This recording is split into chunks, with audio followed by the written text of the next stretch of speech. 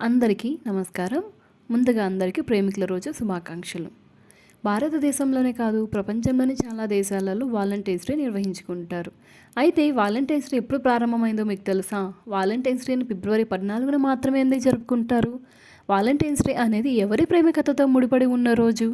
ప్రేమికుల దినోత్సవానికి సంబంధించి ఒక ఆసక్తికరమైన కథ ఉందని మీకు తెలుసా? అదేంటో తెలుసుకుందాం. ప్రేమ అనేది ఒక అద్భుతమైన భావన. ప్రతి ఒక్కరూ ఎప్పుడో ఒకప్పుడు ప్రేమలో పడే ఉంటారు. ఇది ఎదుటివారికి చెప్పాలని ఆరాటపడతారు. అందుకోసం ఒక మంచి ముహూర్తం కూడా చూస్తారు.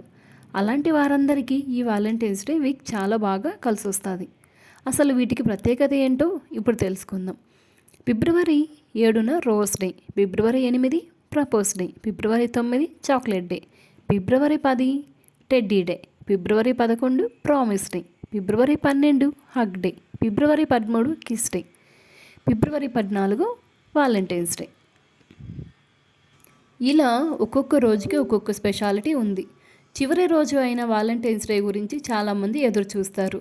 ఆ రోజే అసలు రోజన్న మాటే. అయితే ప్రేమ అనేది పలానా రోజులో పలానా టైంకే పుట్టాలని ఏమీ లేదు. ఏ రోజైనా పుట్టచ్చు, ఏ సమయంలోనైనా పుట్టచ్చు.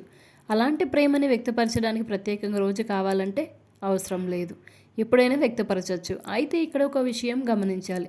ఫిబ్రవరి 14న వాలంటైన్స్ డే అని మనకు తెలుసు.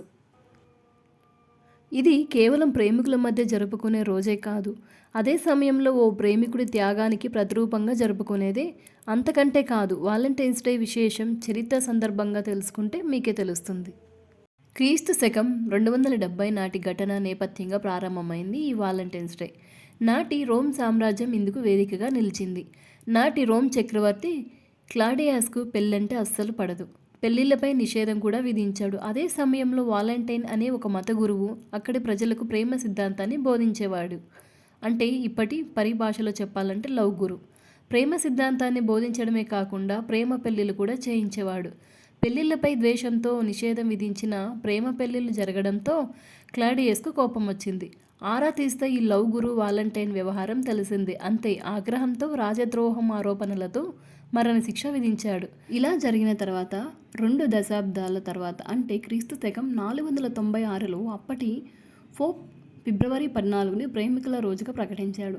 దీంతో అప్పటి నుంచి అందరూ ఆ రోజును ప్రేమికుల రోజుగా జరుపుకుంటారు. సెయింట్ వాలంటైన్ జైలర్ కుమార్తెకు కళ్ళను దానం చేశారు. ఆమె మరణం మరొక ప్రత్యేక కారణంతో జ్ఞాపకం చేసుకుంటుంది. ఆ రోజులలో నగర జైలర్కు జాక్పస్ అనే కుమార్తె ఉండేది. ఆమె ఒక అంధురాలు.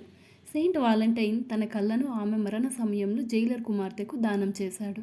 దీంతో పాటు జాక్పస్ పేరుతో ఒక లేఖ రాశారు. అందులో అతను యువర్ వాలంటైన్ అని రాశారు. ఇది వాలంటైన్ స్టోరీ. ఈ స్టోరీ మీకు నచ్చినట్లయితే లైక్, షేర్, సబ్స్క్రైబ్ చేసుకోండి.